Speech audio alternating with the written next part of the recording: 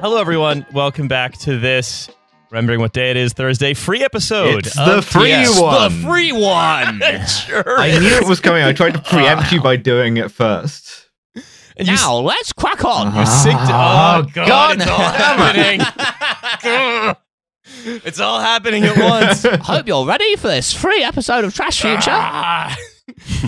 No, it is, of course, myself, Alice, Hussein, and Milo, and we are joined as ever for our annual What's Spotify Up To episode, the second annual What's Spotify Up To episode. It is Dan Boeckner, co-host of The Bottleman with me, and of many musical projects, including Operators. Hello. And a upcoming solo album. Dan, how's it going? I'm good. How is everyone? How is it on the rainy island? It's so normal, dude. It's You guys so, having a normal one? We're having a great time. Oh, we're having a great time. You ever hear about this? It's a pretty normal island. But before we start here, I want to just pull up TF Film Corner. The reviews of Paul Verhoeven's Benedetta are in. I'm so excited, dude. Yes. Wait, what is this? Well, so and Mark Kennedy of the AP has said, A giant nerd has said in his stupid nerd voice, "Oh, I think this Paul Verhoeven movie is gonna look like trash and be trash." It's like, yes, that's the point of it. That's why you go and see a Paul Verhoeven movie. The fact that you have compared it to Showgirls in a convent means that I am now going to spend the next 6 or 7 months of my life watching it every day. Absolutely. AP stands for, please don't put my head in that toilet. It's a really long P. Yeah, that's right. What I love this is it says Paul Verhoeven gives us nonsense with Benedetta. Nonsense. 10 out of 10 for headline writing. Nonsense. 10 out of 10 for headline writing. 0 out of 10 for shitty opinion. That's just Chris Morris. Nonsense again. Yeah, Yeah, but like truly right. though, you don't enjoy it on as many levels as we do. Like idiotic take. Has there ever been a Verhoeven movie where like the cinema press has gotten it right though? Like, has that ever happened? No, and like the one that he's gotten like the worst reviews for is also my favorite, Showgirls, and that's a movie which the bad reviews were essential to making good because only Paul Verhoeven and Gina Gershon knew they were doing it on purpose. Yes. Nobody else knew what that movie was about, and even though it came at the cost of destroying what's her name's career, Christine Berkeley or whatever her name is. Yeah. Elizabeth Berkley. It was worth it because you got a great movie out of it. Yeah, she could never go back to Saved by the Bell after that. Oh, no, the only one. It's people enjoyed RoboCop, but enjoyed it for the wrong reasons. Yeah. And then he was like, "No, you don't get it." No. Anyway, it's Mark Kennedy probably would have a better time watching the Bored Ape Yacht Club series of shorts, where the NFTs are now starring in a short film where they say stuff like, "NFTs are worth more than Paris. Do you mean that city with the awful tower? I think you mean the Eiffel Tower. Yeah, the awful tower." That's which so is great. cool. That rules Yeah. so hard. It's really good. It's so cool that this thing now is it seems like it's a whole, and I hate that we keep coming back to it, and I promise we're not going to talk about it that much, but it's this whole universe of things where it's like just for is there some kind of a Verhoeven element to it where it's supposed to be this just abject? You know, Riley, you don't think it's cool that there's a whole series that's kind of like sort of like Rick and Morty, direct-to-video Rick and Morty with an ape whose catchphrase is "fuck"? You don't think that's cool? Oh shit! Like is that? he allowed to fucking say that? It's the apes of The Witcher. Yeah. I'm wooting every time I hear the ape say "fuck." Yeah. Look, look. You can't censor what's on the blockchain. No, that's true. If NFTs are an elaborate performance art bit, I am forced to take my hat off to them. Mm-hmm. If this has been a big prank, then they got my ass. That's true. Because I am mad about NFTs. We are all triggered, and we are all owned. Is the thing about us. I think the lazy lion character, like, was the only clip that I listened to, who has this like, the lazy lion character has this kind of like African I don't want to say I really don't want to say it. But You don't want to say the slur. Like an African accent, right? Which means nothing, but it's like a broad African accent. Right, but when you listen to it really closely, what you realize is that this is the only type. This is like an impersonation that a white person would do of an African accent. Like it sounds exactly like that. I can't explain the intonations, but I'm like 90% sure that this is a white person doing an African accent.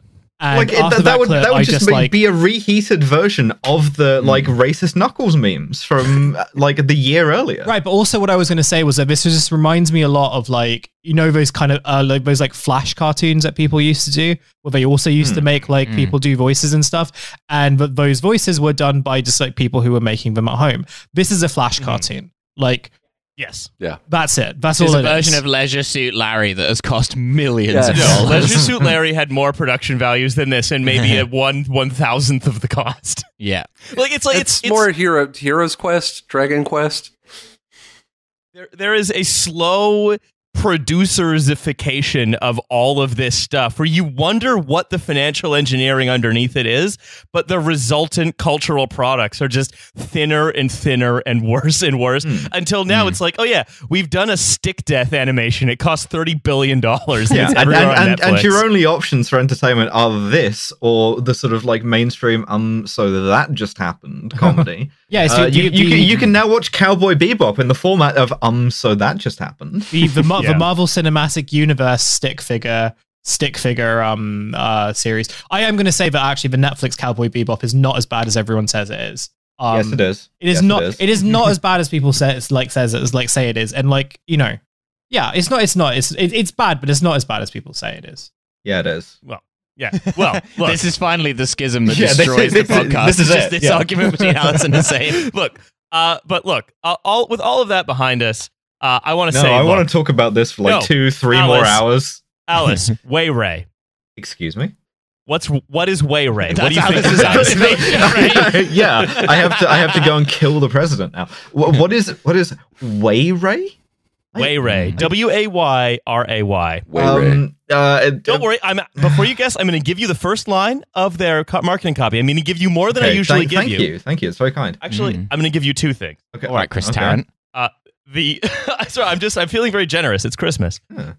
Way Ray says, we are an industrial deep tech company with a relentless culture that sets us apart. An industrial relentless deep tech company. It's something that like makes you do crunch better by like firing a laser at your skull if you try and move away from your computer. I don't know. By the way, am I right? Was I right about that? Not exactly. Damn. Deep tech, by the way, for people who don't know, it's when you're a company that like solves a complete, like creates a new thing other than just taking something and applying it. Didn't that used to just be called a company? I think that used to just be called tech. That's just tech. So now deep tech is where you like create a new kind of like neural network, and then a normal tech company created a new kind of ape. Well, a normal tech company will take that new kind of neural network and use it to solve a problem. So deep tech is like actually inventing the new stuff. The other thing, all the other companies are just different kinds of middlemen. Anyway, and the second hint I'll give you is that it combines two kinds of startups that we've been talking about a lot recently. All right. None of us remember anything. It's true. Yeah, that is true. So we've ever talked about. I don't have a memory anymore. Way Ray. I'm like when you take the hard drive out of a computer and like you can use it, but if you shut it down, like nothing will be stored. All right, EncroChat. Way Ray. Okay. Right. So they're building something. It is they're actually building the Havana Syndrome gun. God, that would be fun. Yeah. Hussein, Way Ray combines two things we talked about a lot. Yeah, again, I don't. You tell me this as if like we have a memory. I forgot we were recording today, a day that we always record on. So, Way Ray. Okay. I'm just gonna throw out something. Holograms. Yes. No. Oh Are you serious? God. What? Yes. I'm a very stupid guy who just said a word. Hussein is at one with the vibe. Yes. Yeah, holograms. That's absolutely correct. Holograms. Holograms. Dan, what are they doing with those holograms? doing a big hologram of Ray Romano. Sorry, I just wanted to say that before I forgot it. Okay. So I just wanted to say, doing a big hologram of Ray Romano. Dan, They're what do they do with the holograms? they're doing like virtual PowerPoint presentations broadcast into conference rooms. So like a boring guy, a hologram of a boring guy. Oh, a boring guy just goes, "Help me, Obi-Wan Kenobi, you're our only hope." But like he does that as a joke, and you have to pretend that it's funny. Yeah. Otherwise, you get disintegrated. So it's a guy. You're saying you have to sort of react to a Star Wars reference by hologram. Yes. Also, your workstation is now the like turret from fucking like the Millennium Falcon. It's like moving you around and shit. Every so often, Alice, every time you close every time you close a window, a guy tells you "Great job, kid," but don't get cocky, and you have to laugh. You've uncovered an element of this. I hate you so much, dude. I'm gonna shoot you with a gun in real life. You can't keep doing this to me. There is a big physical workstation that is involved in what this does. Awesome. It's cool. So they say it's the metaverse on wheels. Oh fuck! Fuck! What? Why would you put the metaverse on wheels? It doesn't exist. This would also pre-configure the idea that like the metaverse we know what it is. So I crashed my car into your son. I was inside a big Ray Romano hologram. I was inside a localized version of the metaverse. Yeah, which was mostly Ray Romano based. It was kind of weird. So is it like an office on wheels, a boardroom on wheels? What it is, I'll tell you what it is. It is a new kind of car. The car is called the Hologractor. Fuck off. I really hate that. That's a first draft fucking name. I'm mad now. You go back to this. Homework is of a poor standard. You go back and find a proper name for the car. And what the company actually does, right, is it's mainly a hologram technology company, and what they do is they're very good at projecting holograms onto planes of glass, which means they're basically an AR company, augmented reality. So we're just going to say onto planes, like they just love distracting pilots. Just like, yeah, fuck them. Yeah. So I'm sending you all a video. Yeah, of them beaming a spooky ghost into a cockpit to crash a plane. Yeah, absolutely. So what they're saying is they can put this on the hood of a car, which basically turns driving into like a race mission in Grand Theft Auto where you have a little line you should follow. We've been heading this way ever since they started putting like heads-up displays in cars, but I still hate it. And it's a great way to like kill a bunch of people. Well, yeah, because it's the sort of thing, like, there are enough people now who just do whatever their sat-nav says without looking around them. But if you put it into the car where it's like there's a big red line that you're following along the road, that's going to make that even worse. It's just going to turn driving into the scene from The Simpsons where Homer starts a reactor meltdown and just the people on fire look like clowns. Like, that's going to be driving. So... automotive, they have three use cases. Automotive, it's like Grand Theft Auto, and that's the Hologractor. But also they say, you can also do transportation heavy machinery. So like you can get a little info thing that's like when you're, using your backhoe, it can be like, backhoe here for 30 points and turn it into a little game. No. But also, you can set holographic AR smart glass could be personalized to individual users, syncing to their devices to show upcoming events in their calendars and other items of interest, while displaying general information like traffic flow through the city or points of interest like landmarks or retail stores. So they show a cityscape, and in the cityscape is someone looking out of a window, and out the window you can see traffic flowing, and where the traffic is flowing well, there's like a green line, and where it's flowing badly, you see a red line. Oh, so it's like Google Maps. It shows, no, but only for traffic you can physically see. Oh, okay. All right. So great. So you're like, is there traffic there or not? Allow me to consult my heads-up display. All those cars that are stood still one behind another, there's a red line. They must be in traffic. Yeah, correct, yes. Amazing. I love that. And also, though, it shows an ad for helicopter tours, and then it highlights one of the buildings for some reason. I assume suggesting that you could 9/11 the building with a helicopter. It's vulnerable. That's its glowing weak spot. How does Okay, so did they say anything about how they intend to prevent you from like killing every child in a 5-block radius with this because you're like on your phone but too much while you drive? Oh, whoa, Alice. Do I ever have an explanation? Does it for that highlight for the you? children and go 30 points? Garanga. Yeah, no, absolutely. Yeah. So the Hologractor is the first car designed around true AR technology and a new ride-hailing business model. True assault rifle technology. The seamless connection of the virtual and real worlds offers greater safety, comfort, services, and entertainment. The 3-seater car, so it's 3 seats, and it has a third seat in the back Wait, seat. it's half a Fiat Multipla. So everyone in the car can see the windscreen, which is cool. Yeah, and forget the fact that that's stupid. Like, just ignore. What I love so much about these technologies is, okay, so first of all, you're going to need to do is ignore the fact that it's stupid and accept the premise that we need to do this thing that's obviously stupid. So, you know how before you could get 5 people in a car? Well, it's not epic, so now you can only get 3. And they have to help you drive. So like you have a driver, you have a co-driver, you have a door gunner, and they're all up front. Yeah, it's I love this. It's like, yeah, we've projected the Halo Warthog onto your car so that you can feel cool. But no, they say it's the first metaverse car for ride hailing. So what Hologractor says the business model they enable is having a bunch of guys elsewhere in the world sitting in little car pods, driving your car for you. Wait, me playing Truck Simulator, but I'm actually driving a truck. Correct. Fantastic. Fantastic.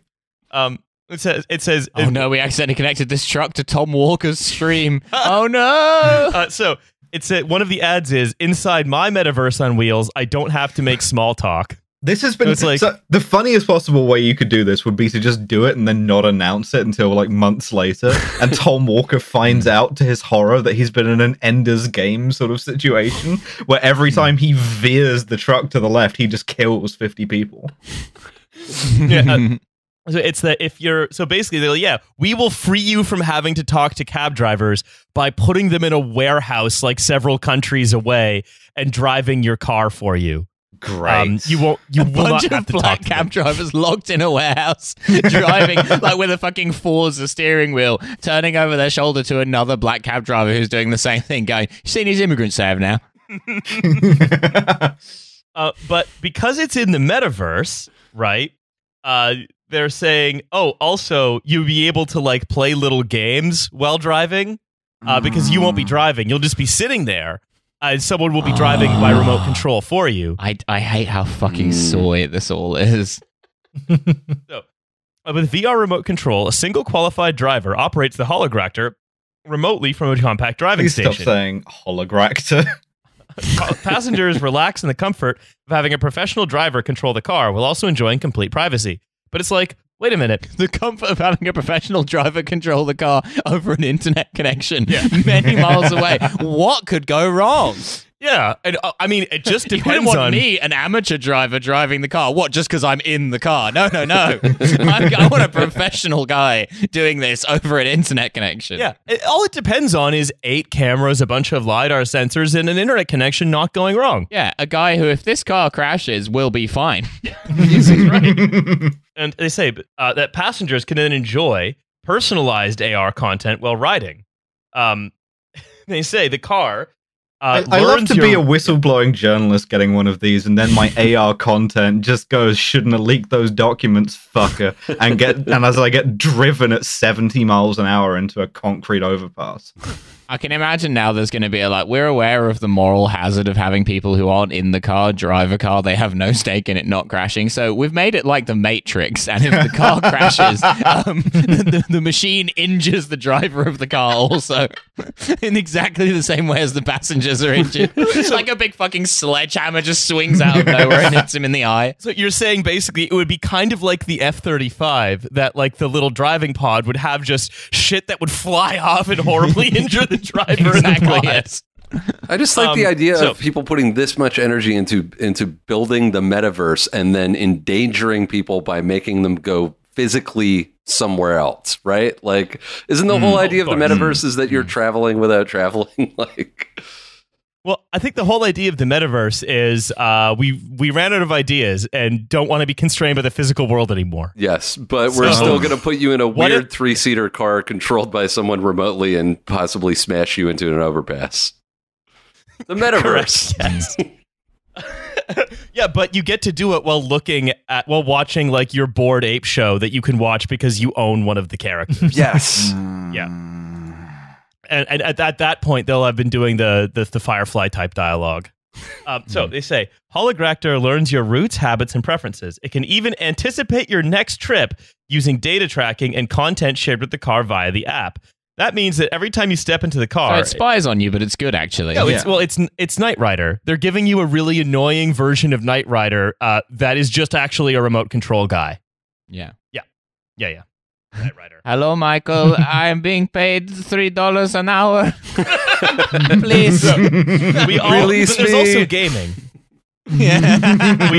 we all love singing in cars, regardless of how good we are. No. And now it can be an interactive game.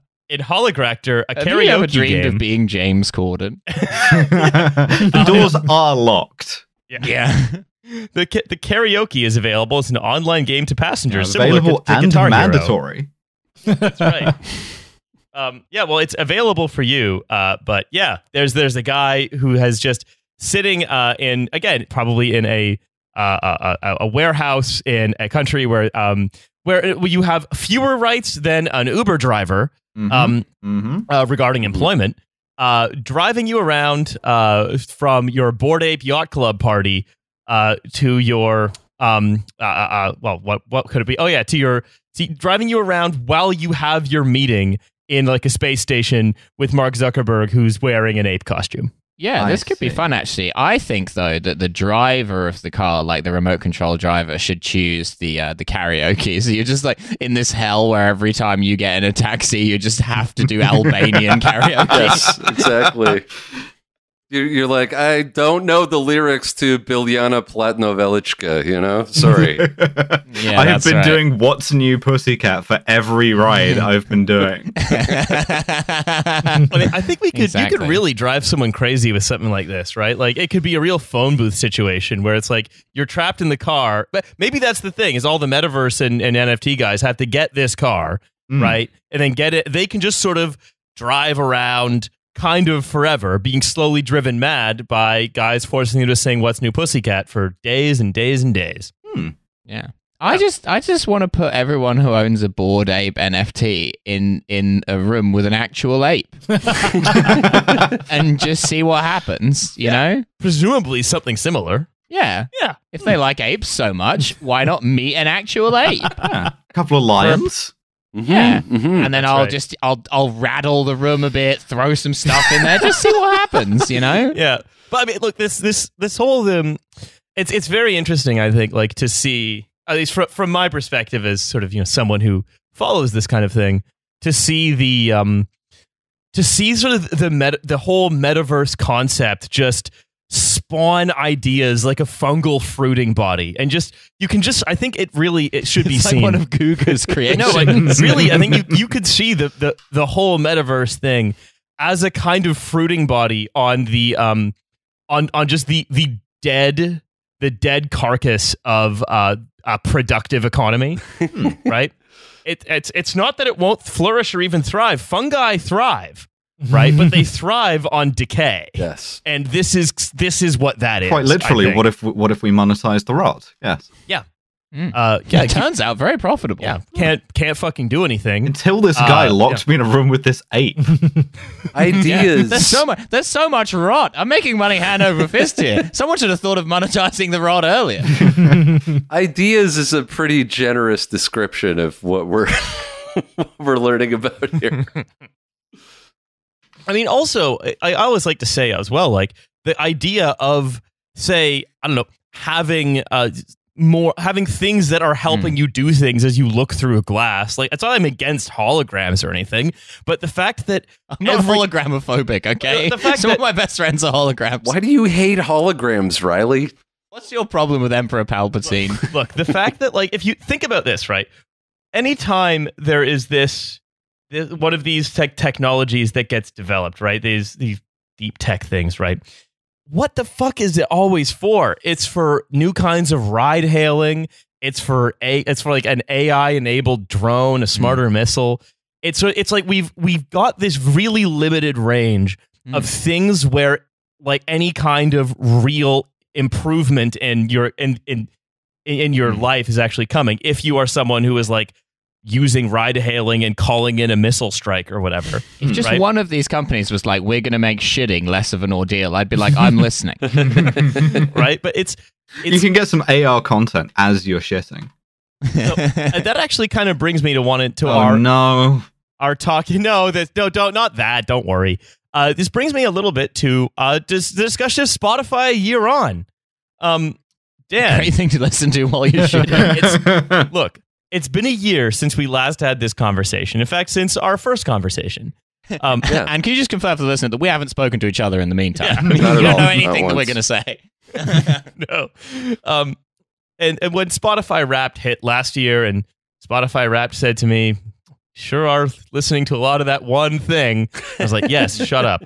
A lot of guys called either like defamed or like Mike Bronx. Yeah, that's right.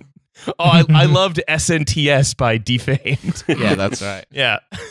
Yo, have you heard 20657? Yeah, by Jack Charles. Yeah, that's right. Anyway. Like Croesus Vandervonks? Yeah. Stop owning me. No. I demand it. No, look, it's Spotify Wrapped. There's been a lot of updates with Spotify this year. Dan, I just want to quickly ask, Spotify, I assume with all that's been going on, their massive sort of their growth in listeners and stuff, they are paying you more, yes? That would be no. I've not. My last royalty statement from Sound Exchange, I think I got $100 for like a fairly decent amount of streams. So no, they're not paying anymore. Damn. Yeah, too bad. Damn it. I was really hoping Spotify would be good now. Yeah, now that they're profitable, so weird that they're not. So, well, I think I may have solved the mystery here. I think I've found what they have spent the money on, which is that the money they paid to founder Daniel Ek, the bad Daniel, they put €1 billion towards funding more deep tech moonshot projects. So sorry, that's where it's gone. It's gone to funding more deep tech moonshot projects. They must have, like, I'm sure once they're done funding deep tech moonshot projects, they will fairly compensate the people who make it possible for them to fund all these things. Yeah, of course. Just Riley, think of all the great songs that are going to be written by people riding around in the hologractor being forced to do karaoke because it's somehow tied to Spotify's weird like plagiarism data gathering algorithm. I mean, imagine if the Beatles had the hologram. Look, like for a second, just imagine if you had like, the perfect band that were able to kind of produce music based entirely on Spotify's algorithm, and perhaps like in order to relate to an audience, you should give them an aesthetic. Maybe they can be apes that like play like guitars and drums and stuff. Well, yeah, like that band, the Monkees. They could live, or like that other band, Gorillaz. They could live in the big floating castle and like do like collaborations with rappers from time to time. I think that'd be pretty cool. Perfect. Ideal. No, but so most recently, in fact, Ek has pledged to. He says he has. God, this is pretty astounding. All of that money that people are paying Spotify to listen to, e.g., Wolf Parade, that is going to his investment company called Prima Materia, which has now invested 1/10 of its investable capital in a startup called Helsing, which kills vampires. Well, they're working on anti-vampire deep tech. They heard the monster. They saw the Monster Mash was streamed so many times on Spotify, and they're like, "We need to do something about this." Monsters they're working on mashing. giving you access to the film Van Helsing. Yeah, they give you augmented reality inside Dracula's castle, so you can see where to go, where not to go, common pitfalls. Oh yeah, look, it's basically it's sort of more of a Zork strategy guide than anything else. Okay, so Helsing is, oh boy, it is a European defense AI firm based in Berlin. Oh no, this is some twunk hole shit right here. Okay, now I'm on board. So. So basically, one of the reasons, Spotify obviously has to, like, as an organization, as we know, sort of takes in a certain amount of money and then repurposes that to other things. Some of that goes into Daniel Ek, which he uses to invest.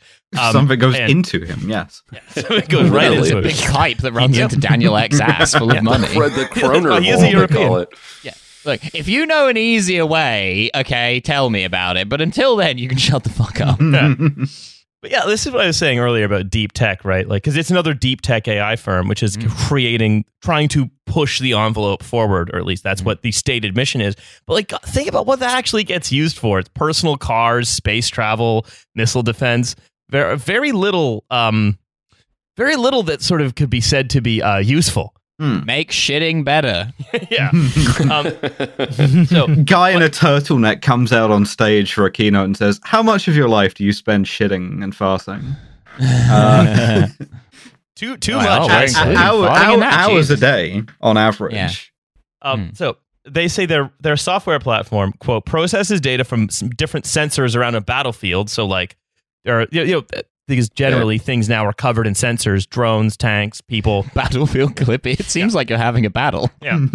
From multiple sensors directly on vehicles and systems to provide an integrated view of the operational environment with the aim of faster and more accurate decision making.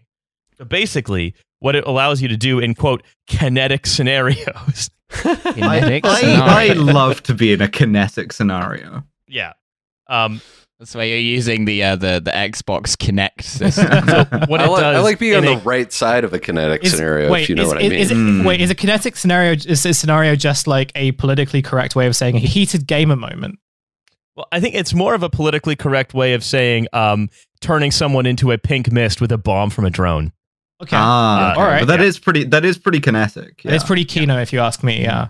Yeah. So what they say is they will turn unstructured sensor data into, quote, information advantage, but only for democratic governments. Information advantage. Only for democratic governments. Awesome. There's never been a bad democratic government. Wait, so are they including Russia in that, for example? No, they're specifically saying, this is going to be... No. Yeah, this is specifically, they're saying, we need to bolster the arsenal of democracy, basically, against threats from Russia and China. So they're giving it to Israel also, then. I think they're very much going to be doing that. Yeah. Okay. And it's like, this is the kind of stuff where I find it interesting even on its own terms, because like, okay, I'm not going to stand here and say that I genuinely think that Russia is a democratic government, but like, can you prove that they're not? Right? Like, what are you like as in like, yeah, like we kind of know that they're not, but like technically they hold elections and people vote in them. Yeah, like, it's not a one-party state. How come? Yeah, you invented Spotify, and like you have some like European friends like are in Helsing, and your friends in the government. Why do you get to decide? I've invested in these companies. They're giving a kind of battlefield clippy to guys, but only to the good guys. This may actually benefit Russia in the if you are a Russian troop, like sort of chest deep in a frozen trench in Donetsk, you will not have to worry about your boss being clippy. Yeah, I mean, to be fair to the Russian troops, before Clippy, they would probably prefer to have like an assault rifle that was manufactured after 1970 or like any of those things. Yeah, to be there by choice. The whole thing here, right, is so much of that money going to Spotify is now just turning into, again, another one of these tech companies whose whole job is manufacturing paranoia about like NATO's enemies. And also saying, we're going to decide who's a democracy and who's not. We're going to give we're going to give Battlefield Clippy to the democracies. And also it's like, for example, would Helsing serve the UK, given now that protest offenses such as being too loud during a protest, come with a 51-week custodial sentence? If you commit a protest offense, you go to jail for just under a year, which means being too loud, for example. Mm-hmm. Is that where does that sit on Helsing's scale? Because it's right, as you say, Milo, like as much as a lot of like, Freedom House or whatever like to say, Russia, a backsliding or an authoritarian state or whatever. It's like, well, yeah, but why do you choose? Why do you like you Helsing, you Mr. Spotify and your freaking friends in the European foreign policy blob? You just get to say, well, all the Spotify money is now going to who I consider to be the good guys. The way you decide is at the end of the year, you get a little notification that gives you an email, and it tells you how much democracy you've been doing. Yeah. Do you get a Battlefield Wrapped, where it tells you that the mortar you were just hit by was funded by twinks listening to Kim Petras or whatever? Twinks listening to Kim Petras, DM me. Yeah. But how the technology itself works, right, is usually, right, when, for example, the Saudis will, like, bomb a wedding in Yemen. Now, are we giving this to them? Because they're pretty democratic over there. Almost certainly we will be giving this to them. Oh, yes. yeah, definitely. We're going to give it to them, but like Canada did with LAVs, we're going to make them promise that they don't use it domestically on civilians. Yeah, right, okay. And they'll definitely keep that promise. Yeah, to be fair to Saudi Arabia, they tend to prefer to use their weapons on civilians outside Saudi Arabia. Well, that's just smart business. What happens, right, is in the ordinary course of events, you would need to get someone from the U.S. intelligence services or someone connected to U.S. intelligence services to say, we think that there is a terrorist in this wedding, in this terrorist training camp that happens to have a clever disguise as a wedding. And then, why am I imagining a CIA guy showing up to a wedding like a strippogram? Yeah. Like, I hear there's a terrorist in this wedding, and then starts like pulling off his CIA uniform. They've disguised. Yeah, they've got like an Ed Sheeran cover band playing. Like, they're very very sneaky these days. And then that gets passed up to the Saudis, and then a British person goes and loads the bomb onto the plane, and then like a Saudi guy takes off, drops the bomb, and says, "Great, I've hit the target that was based on this, supposition." Now what they're doing is they're streamlining that supposition into a technical process where all of these battlefield sensors are there, doing much of the same thing, basically, right? So you don't need the British guy. Oh no, that's our whole economy. Yeah. See now I don't know whether it's good or bad. Because we've automated that one British guy whose job is to say, yeah, whatever you want, drop a bomb. AI is replacing British people. Critical support. Sorry, that's my position on it. Torsten Rail, the CEO and co-founder of Helsing. Torsten Rail. Torsten Rail, the inventor of the train. Torsten, it's R-E-I-L, said, "We founded Helsing with the conviction that liberal democratic values are worth defending and that artificial intelligence will be an essential capability to keep us safe. Unlike authoritarian regimes, democratically elected governments have a special responsibility to their citizens. The use of where's technology this company needs to based again, Riley? What country, what city, and what country is it based in? It's Berlin, Germany, right? Yes, it is based in Germany. Okay, just wanted to check while we're hearing about authoritarian regimes from a guy named Torsten.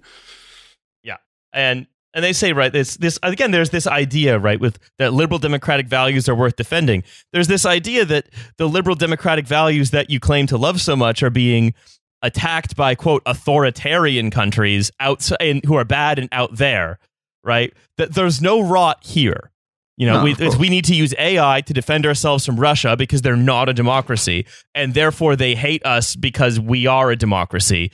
And we're it's the foreign policy. I'd say the foreign policy ideas of the tech guy and a Brookings Institution guy are completely identical. And I think there is this long-standing assumption among sort of, I think, a lot of, especially, I think there's a long-standing liberal assumption that these guys are the tech people are sort of more progressive than the old, like, fucking the hawks of the Eisenhower era. But there is just, when it comes down to where they put their money, the kinds of things that they fund, the kinds of things that they espouse in congressional subcommittees, like Zuckerberg, for example, is they are exactly as hawkish, precisely as hawkish as fucking Joe McCarthy, for example. You know what doesn't scare me at all? A weird fusion of tech and weapons manufacturing that, unlike its predecessors, Dan, we lost your sound. Yeah, Dan has just been assassinated. Yeah, Dan said, "You know what doesn't scare me at all," and then there was a complete silence. It's like, this guy's scared of everything. This MF terrified. Yeah. You know what doesn't scare me? And then we heard the sound of like 3 silenced gunshot wounds. Hello, this is Dan. Nothing scares me. Please continue. Yeah. This is the real Dan. I've not been replaced. How's it going, Dan Boeckner from Operators? Super well. Enjoying living in my liberal-based democracy here. What doesn't... the fusion of tech companies and weapons manufacturers with like plus ideology is terrifying. That's terrifying. Because even like General Atomics, like those people don't have an ideology. They just make, No, but now the arsenal of democracy is coming back. Democracy itself isn't, but the arsenal is. Oh, yeah. That's right. But also in the arsenal of democracy now, what's it doing is it's taking those decisions of where to drop the rest of the arsenal of democracy, and it's taking them out of the hands of the people who would like get so scarred by doing it that they get Havana syndrome. Right? Great. And it's being, computer says put bomb here, and the Spotify guy invented it, and well, I like Spotify Wrapped, so I guess I'll. You were in the top 0.5% of bombers of Yemen this year. If you like operators, have you considered tier 1 operators and deploying them to Lebanon? Lo-fi beats to bomb Lebanon too. Well, it's the Torsten Rail continues. Such a good name. The use of technology needs to be transparent and guided by ethical standards set by us all.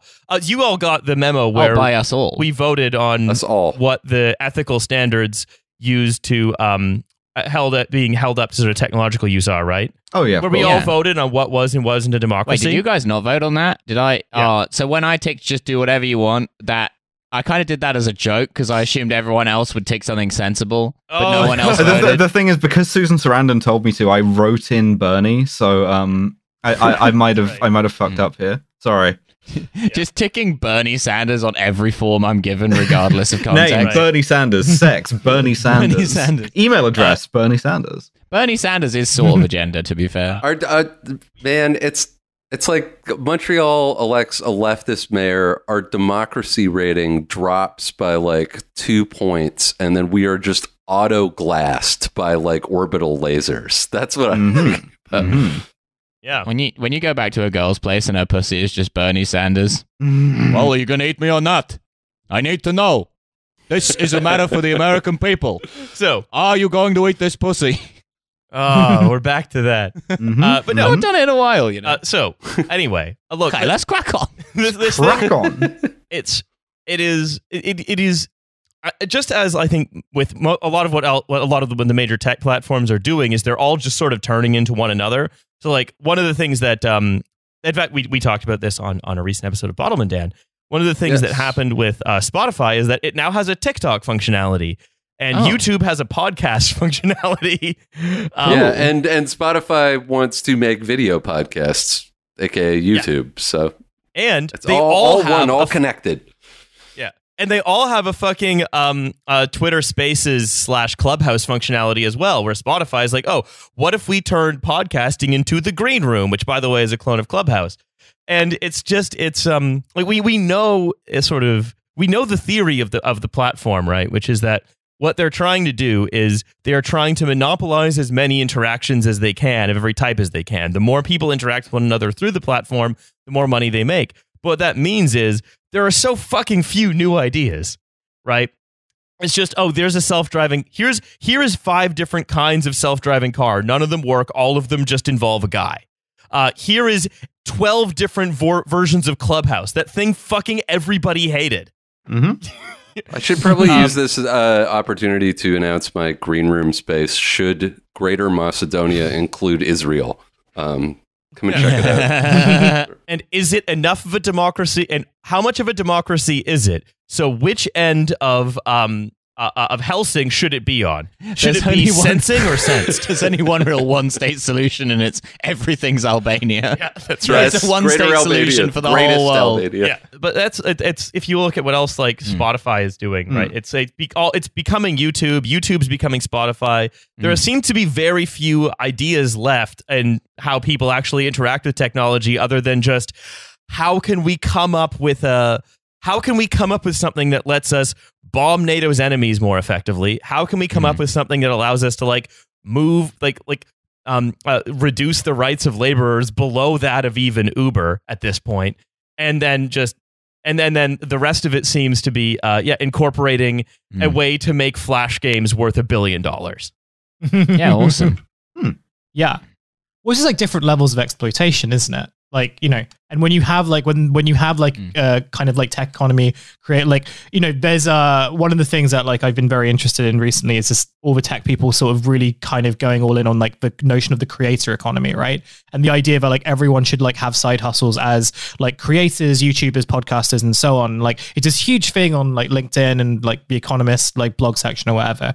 And so much of it is just like rooted again in like this level of exploitation and this idea that, oh, we can replace like resumes with by forcing people to like produce content. And in some cases you can see that where like you have supermarkets. I think there were a couple of supermarkets in the UK where like if you wanted to like apply for a manager job, you also had to show that you were good on TikTok, or like you had to like go make TikToks and stuff as well.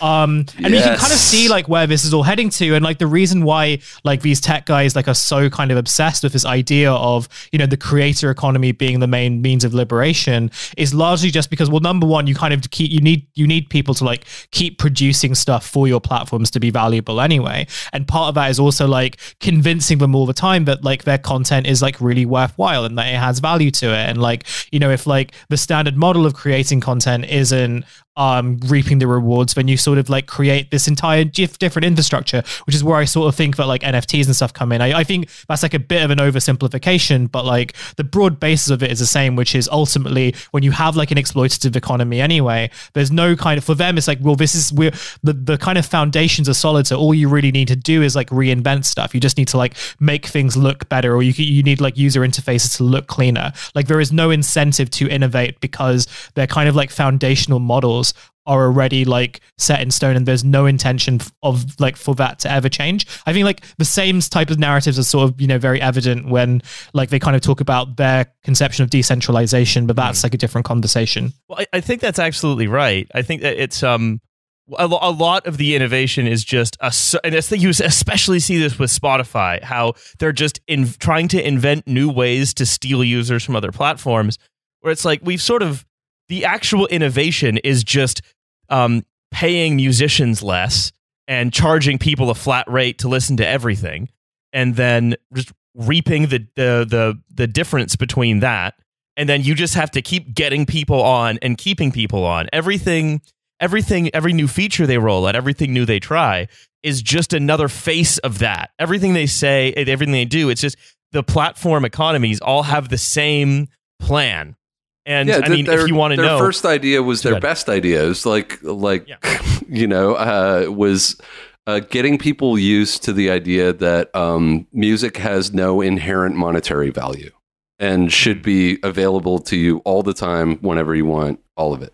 But what does have an inherent monetary value is a computer that says it's okay to launch a missile at Russia because they have dodgy elections. Yeah, or this picture of an ape. Yeah, yes, right. But that is actually what's valuable, because that's where there's a lot of shit being produced.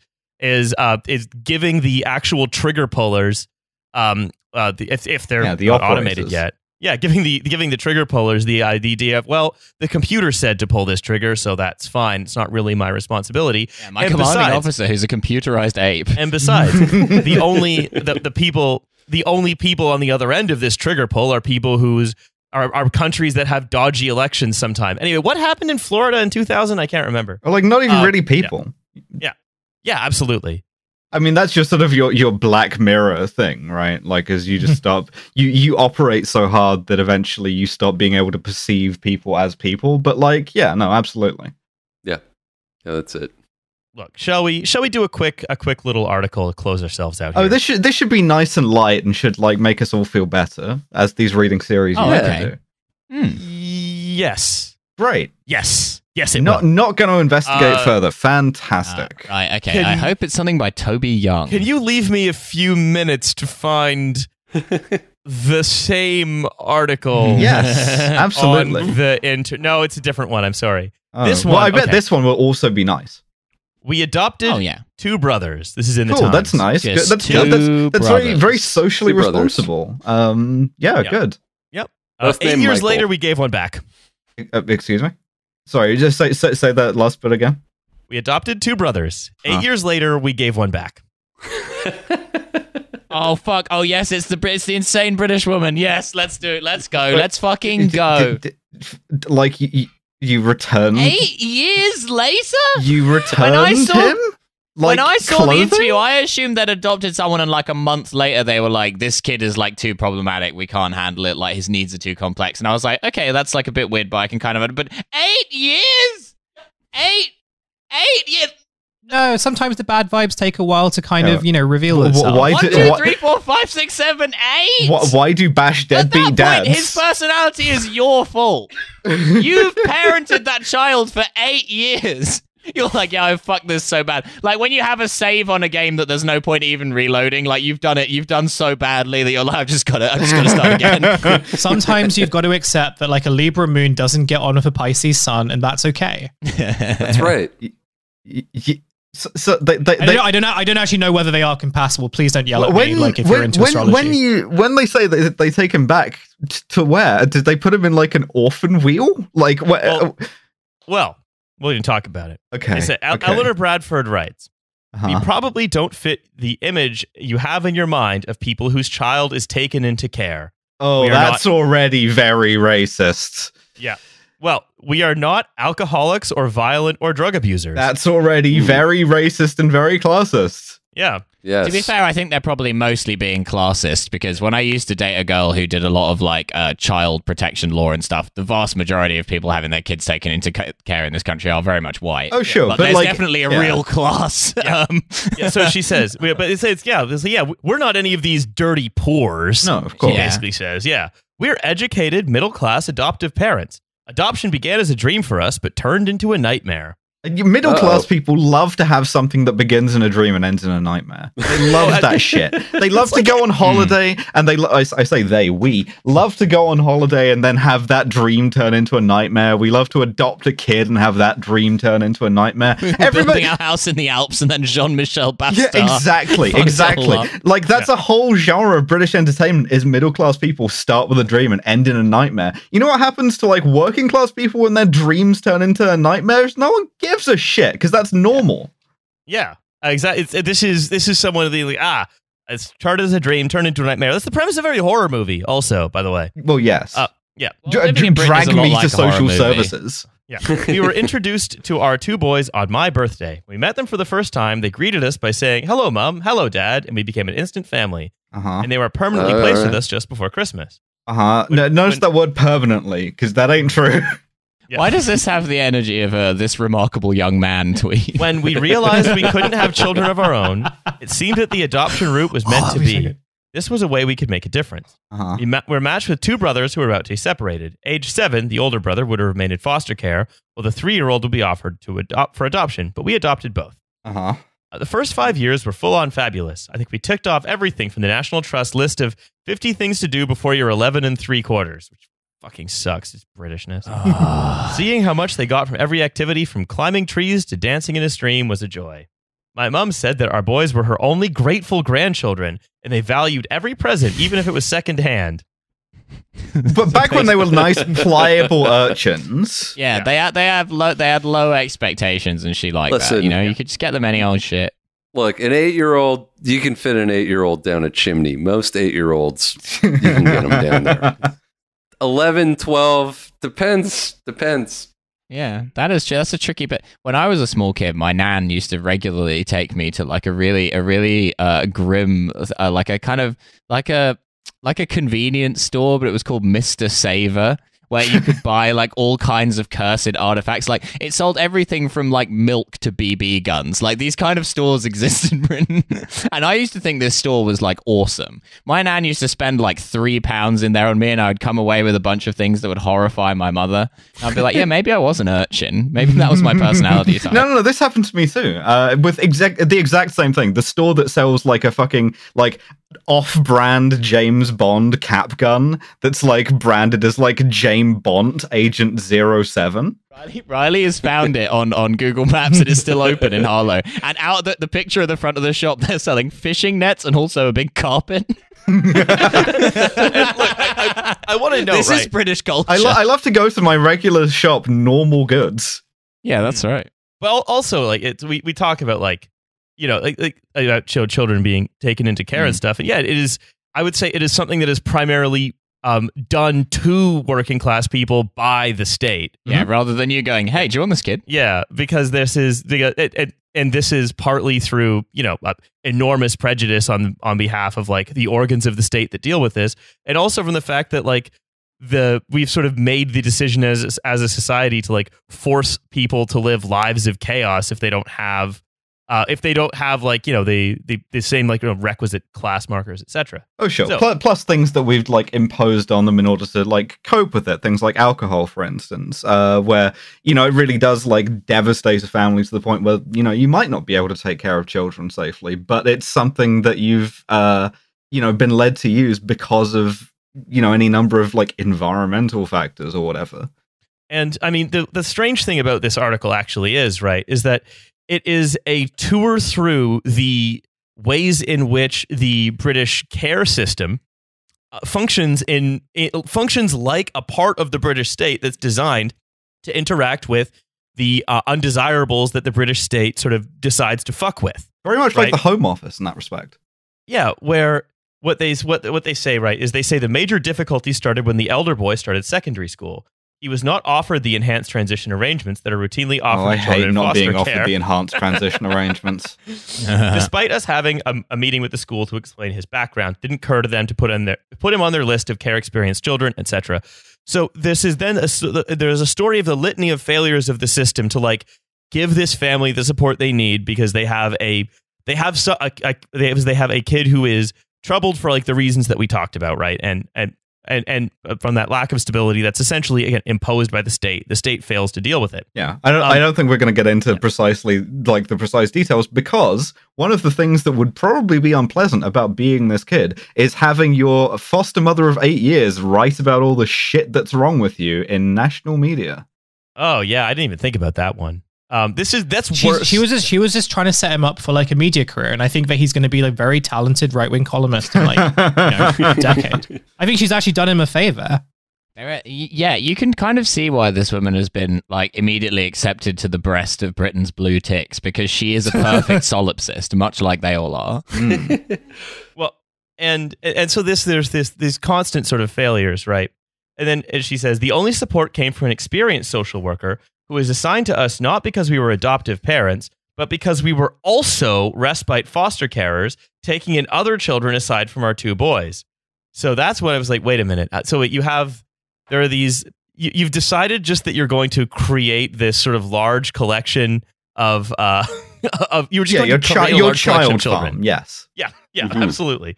And who else is going to milk the cows? It's like we spent all our meetings talking about our elder son, since the children being placed with us for respite care were much easier to manage.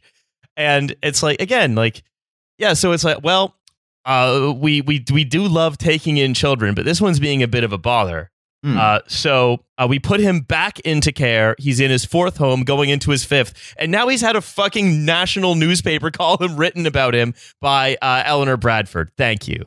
Great. God, the British character, huh? But the key thing here about this, as I remember it, is less like we can't take care of this kid anymore, right? Because like, as grim as it is, I do think there are situations where it's like not good, but sometimes necessary for parents to be like, we cannot do this, and therefore, like, it's better for this kid to have a chance of going somewhere where they will get the care that they need than just being stuck with us and us resenting them and them resenting us, right? That's not the controversial aspect to me. The controversial aspect to me is writing about it in a national newspaper, and writing about it in a national newspaper with the tone of, and you're not allowed to get mad at me. Don't ever fucking get mad at me for this, because if anything, I want you to sympathize with me and my struggle of how difficult it was for me to put my kid back in care. Just mentioning the day that she adopts the children is her birthday. She was like, it was my birthday. I mean, you know where the we had them wrapped right from there. Yeah, I got a bad birthday present. Yeah, adoption service wrapped. You adopted 2 kids this year. And you gave one back, unusually. There's You were in the top 0.01% of child give backers. So they said, she said, now I can walk in the door and leave my bag on the table. Before I had to lock away my purse, hide the key, and stash my bag safely upstairs. Our home is a happy place. We have the time to read to our younger son a bedtime story, a luxury that had gone by the wayside as we constantly dealt with the fallout from the behavior of our eldest. Your younger son, right? He's 3 when this is written. No, he's going to be older now, right? So he's 10. He's 10. Okay. He's 10. When he asks where his brother is, you're going to say, yeah, we took him back. Here's the thing. He went to live on a farm, not this one, Alice, a different one. Alice, here's the thing. Eleanor Bradford has anticipated someone saying that, and she said, oh, the younger son is actually fine with it. He thinks it's a good idea. Great. Huh. Okay. Yeah, I'm fucking sure, huh? But this is like, regardless of the difficulties of the difficulties involved in fostering, especially fostering an older child, and the fucked up way that the British state treats kids who are put into care, then taken out of care, the lack of support that you get generally, that's all a massive indictment of the British state. Yeah. But the fact that she has decided, I'm going to write about this in a national newspaper, and I'm going to write about it in a tone that says you have to be stoked about it, is pure British madness. Mm-hmm. Absolutely. Oh, yeah. Yeah, it's also just like catnip for a particular genre of British media that love to do these types of stories, right? Where they kind of know that the person who's like writing it is going to receive a lot of heat and is going to receive a lot of criticism and like public, being publicly shamed and all that stuff.